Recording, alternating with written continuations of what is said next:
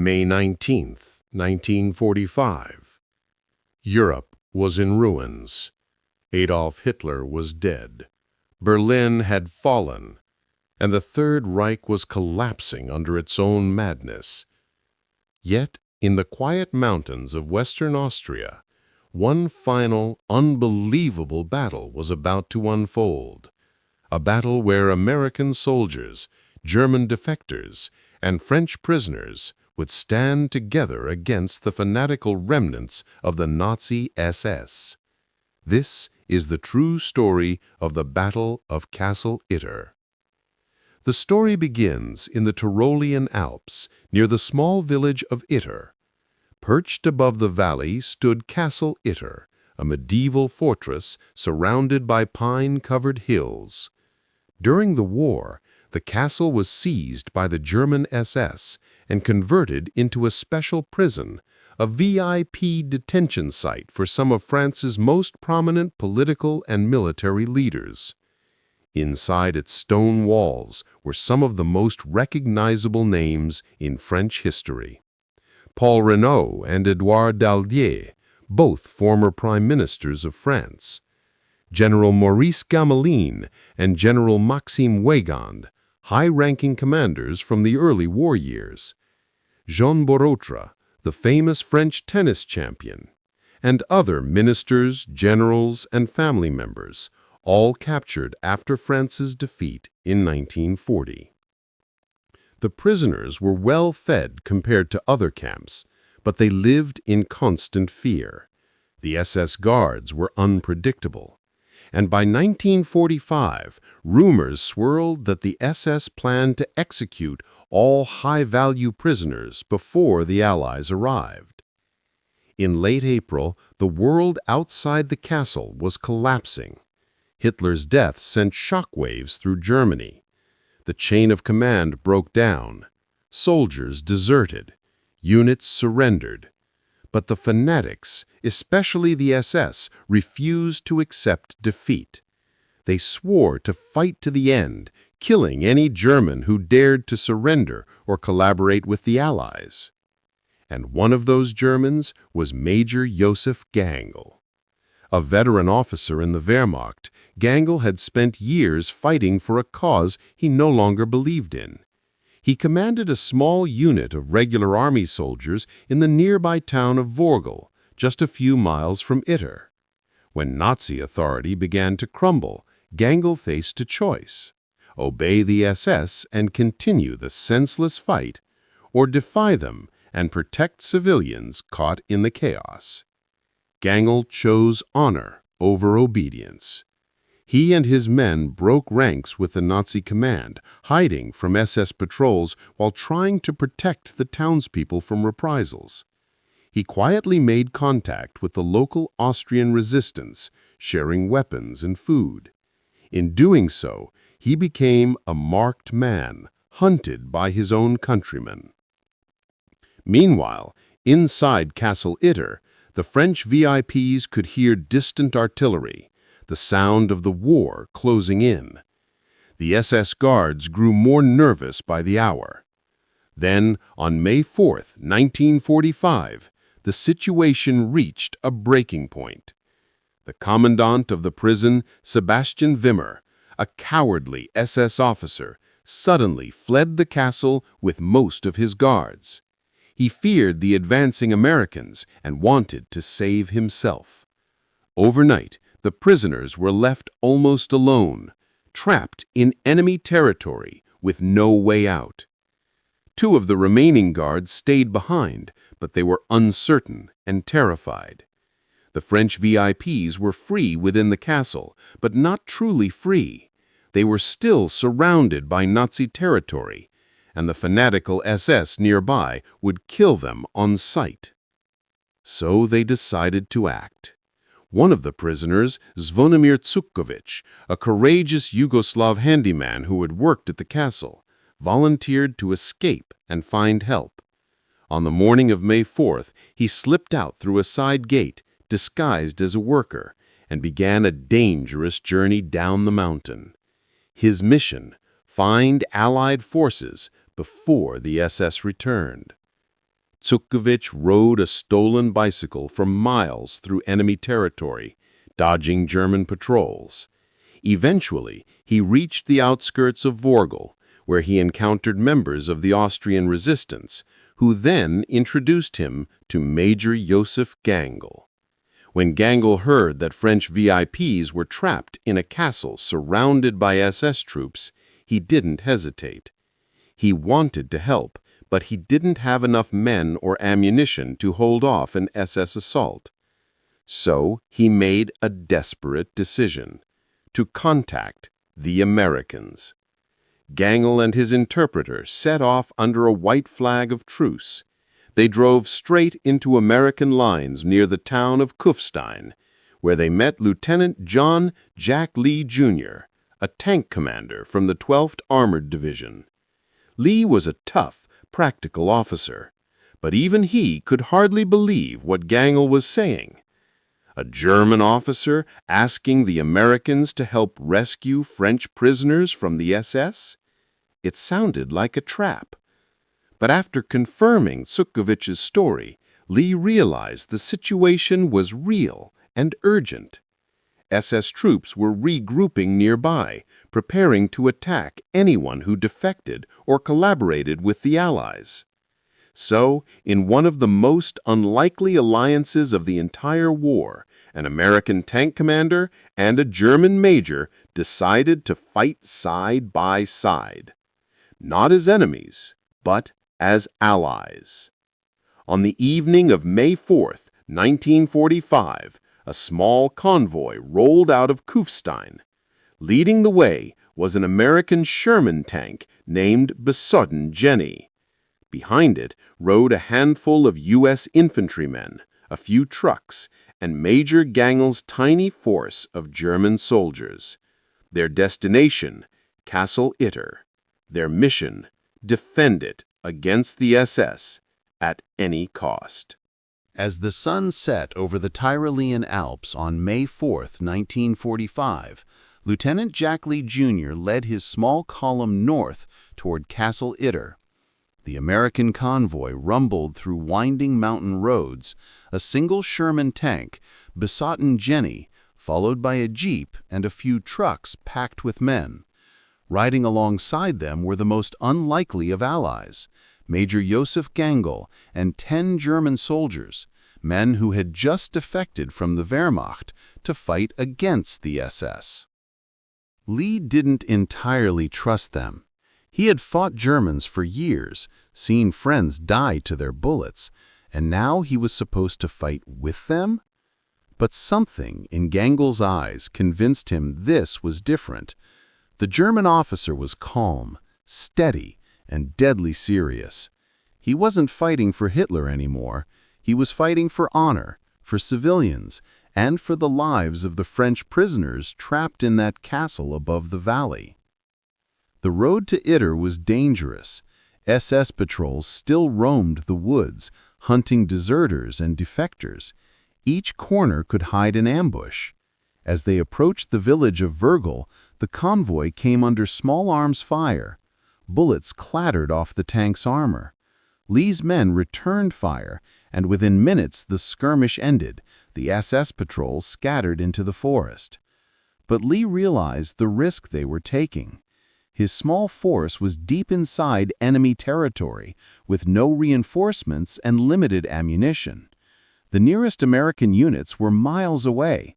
If the SS organized a serious counterattack, they could easily be wiped out. Despite the danger, he pressed on.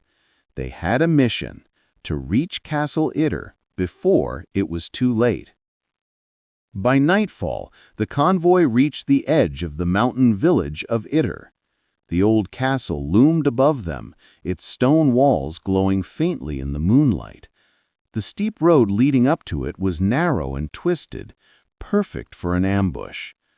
Lee ordered the Sherman tank to lead the way, its turret scanning the shadows. Behind it followed the jeep and the trucks, headlights off. The climb was slow and tense. Every sound, the creak of treads, the crackle of gravel echoed like thunder in the still night. At the top, the castle gate opened. Inside, the exhausted French prisoners stared in disbelief as American and German soldiers rolled in together.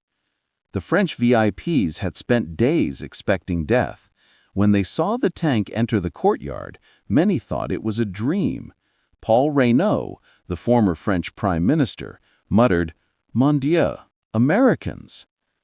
Jack Lee climbed out of the tank, cigarette in hand, his uniform dusty and face streaked with sweat. The French leaders swarmed around him, cheering and shaking hands. But the joy didn't last long. Lee quickly assessed the situation. The castle's stone walls were strong, but its defenses were outdated, just a few machine gun nests and rifles. There were no heavy weapons, no radio link to Allied headquarters, and no way to call for help. If the SS launched a full assault, the defenders would be trapped. To make matters worse, Lee's entire force numbered barely a couple dozen men, including the Germans. They were up against an estimated 100 to 150 SS troops, armed with machine guns, mortars, and possibly light artillery.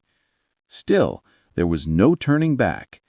Lee gathered everyone in the courtyard and announced, "We'll hold this castle as long as we can. Nobody leaves. We fight together." Through the night, they prepared for the attack. American and German soldiers worked side by side, setting up defensive positions, sandbagging the gates, and positioning the Sherman tank at the main entrance. The French prisoners, though not trained, insisted on helping. Jean Baratra, the former tennis champion, volunteered to carry ammunition and messages.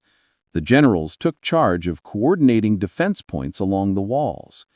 Major Gangl assigned his men to cover the rear approaches and keep watch for SS movement. He also arranged for a local Austrian boy, Andreas Krobot, to slip through the lines at dawn to find reinforcements. As midnight passed, the defenders could hear movement in the woods below, the faint sounds of trucks, boots, and shouted orders. The SS were gathering. At dawn on May 5th, the siege began. Machine gun fire shattered the morning calm. Bullets whined against the castle's stone walls. The defenders returned fire from the ramparts, the Sherman tank's gun booming as it tore into the forest line. The SS attack was fierce and coordinated. They surrounded the castle from 3 sides, cutting off every route of escape. Their goal was clear: retake the prison, kill the defectors, and execute the French prisoners before the Americans could reach them. Inside, chaos reigned. The French VIPs, politicians and generals, argued constantly, each trying to command the defense. Paul Reynaud clashed with General Weygand, shouting over strategy while bullets whizzed by the windows. Lee lost his temper. He slammed his hand on a table and barked, "This isn't a debate, gentlemen. It's a battle. Get back to your positions." The French fell silent. From that moment on, Lee was in command. For hours, the SS pounded the castle. Rifle fire, grenades, bursts of MG-42s echoed across the valley. The Sherman tank at the gate returned round after round, but it was running low on shells. Then disaster struck. A Panzerfaust rocket streaked out from the trees and exploded against the tank's treads. Besotten Jenny was crippled, its engine smoking. The crew bailed out, continuing to fight from behind its armor. By noon, ammunition was running dangerously low.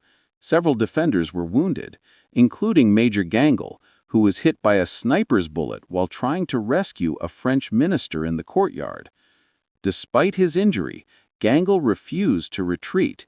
He shouted to his men, "Hold the line, for Austria, for honor." The defenders had been fighting for nearly 6 hours. The SS were regrouping for a final assault.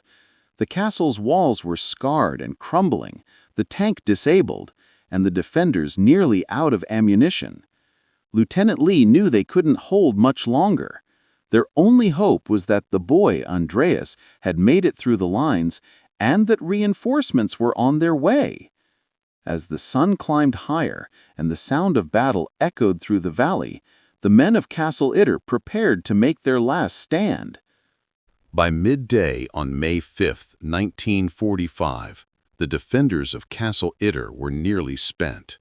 For 6 relentless hours, they had held off wave after wave of SS troops, a force 5 times their size, armed with machine guns, mortars, and anti-tank weapons. Inside the castle, smoke and dust choked the air.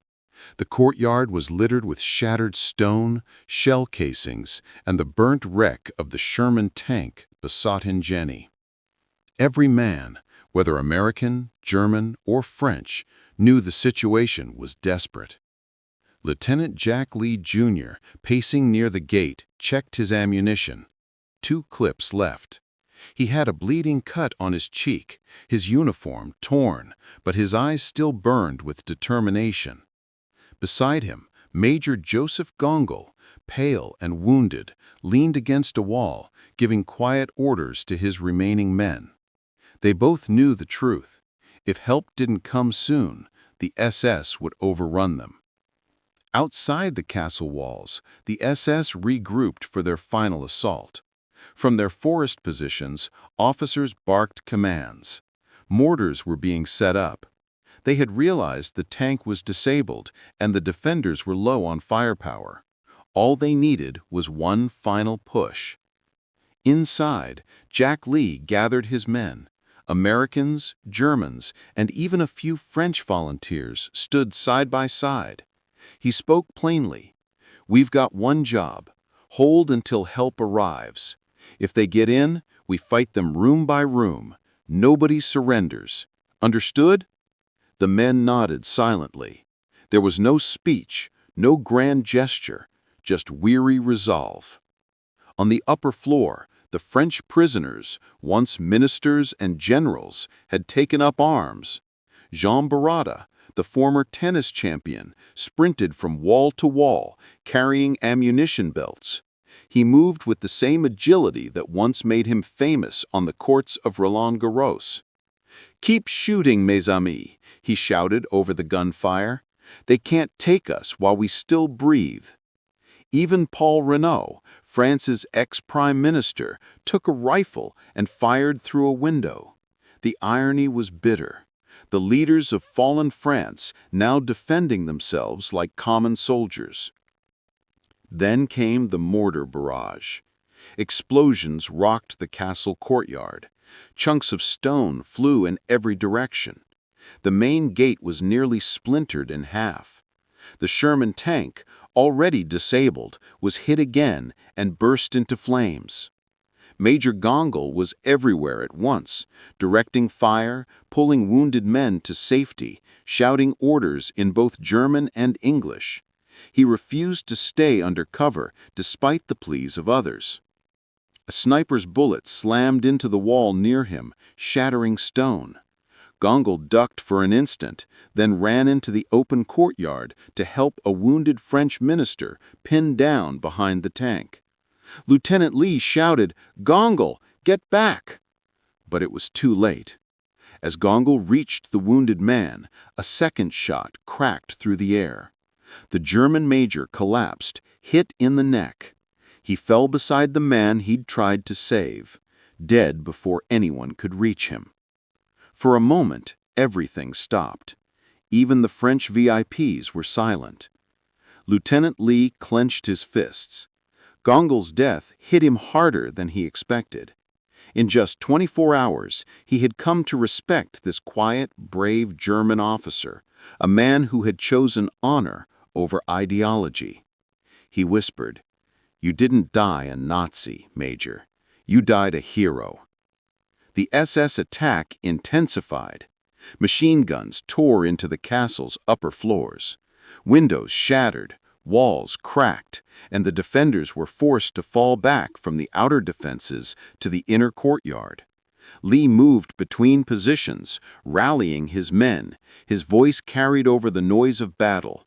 "Hold your fire. Make every bullet count." The defenders fired carefully, using single shots, saving every round. They had less than 200 bullets left among all of them. Then came the dreaded sound, the heavy crunch of boots on gravel, SS soldiers closing in. From the gatehouse, an American yelled, "They're inside the outer wall!" Lee grabbed his Thompson submachine gun and ran to the stairs. He ordered, "Fall back to the keep." The fighting became close and brutal. Grenades exploded in the corridors. Rifle shots echoed through the stone halls. The defenders fell back room by room, holding the staircases and narrow passages where the SS couldn't use their numbers. Downstairs, the French prisoners huddled together, clutching weapons, ready to make their final stand. Then, amid the chaos, Jean Barada, the tennis champion, approached Lee. His face was streaked with soot, but his eyes burned with energy. He said, "Lieutenant, someone must reach the Americans. They may not even know we're here." Lee hesitated. "You'll never make it through that line, Barada." Barada smiled. "I was fast once. I still am." Before Lee could stop him, Barada vaulted over the wall and sprinted downhill into the forest. Bullets snapped through the trees as he vanished into the distance. Against all odds, the 46-year-old athlete ran past enemy patrols, heading toward the nearest American line, determined to bring help. Back at the castle, the situation was critical. By mid-afternoon, the defenders had been fighting for nearly 10 hours. Their ammunition was almost gone. Every man was exhausted, ears ringing from gunfire, eyes stinging from smoke. Lee crouched beside the wounded tank crew, reloading his last magazine. He muttered, "Come on, kid, bring them fast." And then, faintly, from the valley below came a sound. At first, it was impossible to tell, distant thunder or maybe an echo. But then it grew clearer, the distinct rumble of tank engines. One of the Germans on the wall shouted, "Panzer?" Lee raised his binoculars, scanning the road below. His face broke into a grin. No, not Panzers. Through the smoke and tree line, he saw American tanks, Sherman tanks, rolling up the mountain road, followed by infantry. At their head was the same boy, Andreas Krobot, who had risked his life to find help. Behind him marched troops from the 142nd Infantry Regiment of the U.S. 36th Division. Reinforcements had arrived. The SS, realizing they were trapped between two forces, began to panic. Their attack faltered. Some tried to flee into the woods. Others were cut down by the approaching Americans. Inside the castle, the exhausted defenders cheered. Lee stood up, shouted, "They made it! Hold your fire! The cavalry is here!" Moments later, the leading Sherman tank burst through the trees and fired on the SS positions. The German fanatics scattered under the barrage. Within minutes, the battle was over. After 10 hours of desperate fighting, Castle Itter was saved. As silence fell over the castle, Lee walked through the courtyard. The smoke drifted slowly upward. Bodies of SS soldiers lay scattered beyond the walls. His own men sat slumped against the stones, too tired even to cheer. In the corner, covered with a blanket, lay Major Josef Gangl, the man who had given his life to protect his enemies. The war, for them, was over. When the gunfire finally ceased on the afternoon of May 5th, 1945, a heavy silence fell over the Tyrolean mountains. The defenders of Castle Itter, a ragtag alliance of American tankers, German defectors, and French VIP prisoners, had survived one of the strangest and most heroic battles in World War II. Lieutenant Jack Lee, Jr. stepped into the courtyard, his boots crunching on broken stone and shell casings. The smell of gunpowder still hung in the air. The castle walls were scarred with bullet holes, windows shattered, smoke still rising from the wreck of the Sherman tank Besotten Jenny. Around him, exhausted men leaned against the walls, Americans and Germans alike, no longer enemies, but brothers forged by necessity and courage. Lee took a deep breath and looked down at the still form of Major Josef Gangl. A white sheet covered the German officer's body. His face, calm even in death, bore none of the hatred or cruelty that had stained his country's uniform for so long. The French prisoners stood nearby, hats in hand, silent. One of them, former Prime Minister Paul Reynaud, whispered softly, "He was a brave man, a true German, not a Nazi." The reinforcements from the 142nd Infantry Regiment secured the area, rounding up the surviving SS troops. Most of the fanatical attackers were dead or captured. The road to Itter was littered with abandoned weapons and bodies of men who had refused to surrender even as the war was collapsing around them. American medics moved through the castle, treating the wounded, both Allied and German. For the first time in years, the prisoners of Castle Itter felt truly free. Jean Bourratras, the French tennis champion, who had sprinted through enemy lines to summon help, returned with the reinforcements, his uniform torn, face flushed with exhaustion. When he entered the courtyard, Lee grinned. "You made it, champ," he said, clapping him on the shoulder. Bourratras smiled. "I told you, I'm faster than bullets." That night, under a quiet alpine sky, the defenders gathered to rest. They shared food from the Americans' rations and told stories by candlelight. The French leaders, who only a day before had been prisoners fearing execution, now sat beside American soldiers and former Wehrmacht troops, eating from the same tins, laughing at the absurdity of fate. Lieutenant Lee sat apart for a while, gazing out at the mountains. He could barely process what had happened.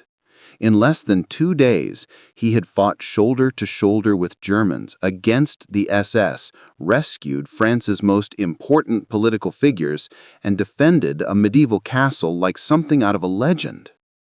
He thought about Major Gangl, the quiet, principled German who had chosen to betray Hitler's regime, knowing it meant certain death.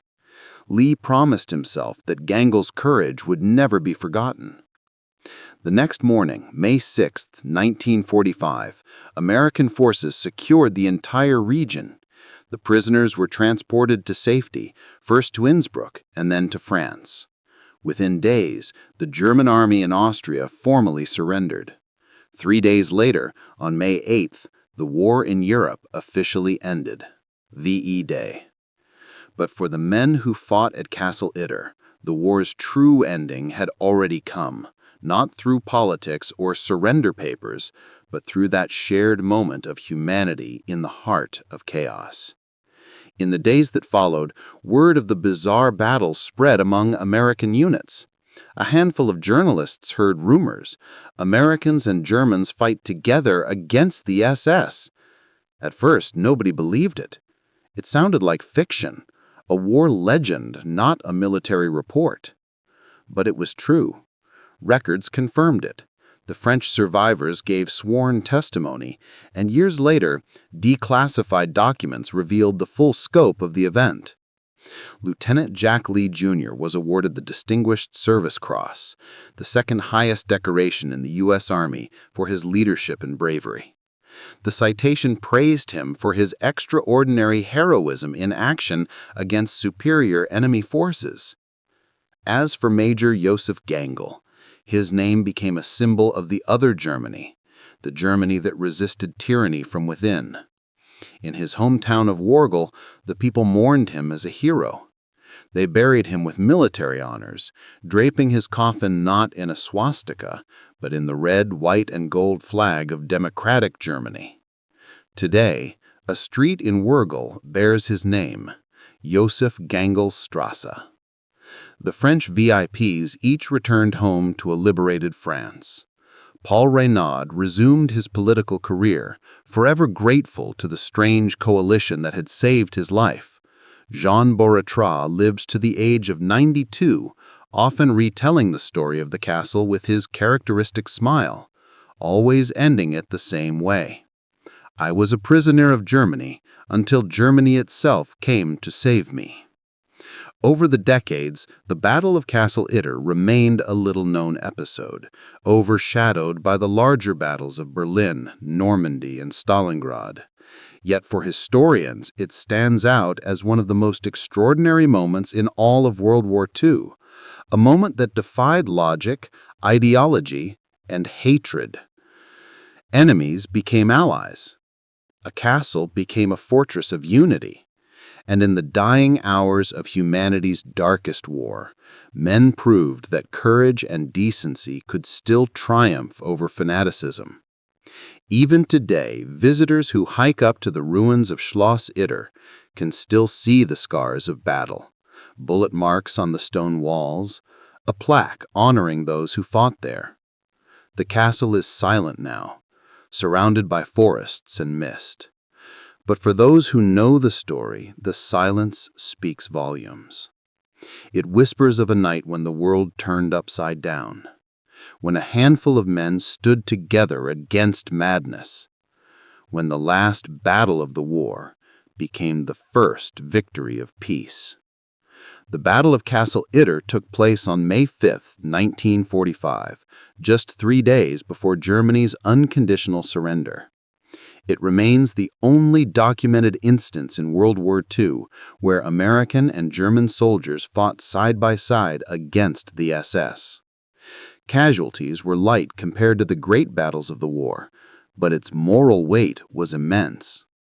Major Josef Gangl, the only Allied casualty killed in action, was remembered not as an enemy, but as a friend. For Lieutenant Lee and his men, the victory at Castle Itter was not just military, but human. In a war defined by division, the Battle of Castle Itter proved one thing, that even in the darkest times, honor can unite enemies, and courage can outshine hate.